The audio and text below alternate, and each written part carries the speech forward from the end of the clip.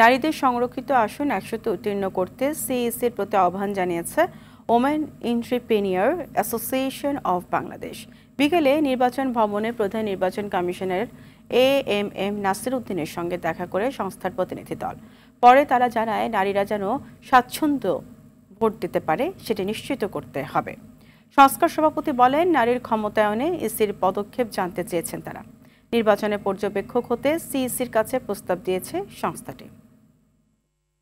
নারীর উপর যে বৈষম্য, নারীর উপর যে অত্যাচার হচ্ছে, এই জিনিসটা অবশ্যই বন্ধ করতে হবে। আমরা দেখা শুনতে চাই না। আমরা অনেক বছর খালি দেখছি, করছি, করব, এটা শুনতে চাই না। আমরা শুনতে চাই হয়েছে, হয়ে গেছে, এখন আমরা পুরুষদের পাশাপাশি চলতে চাই।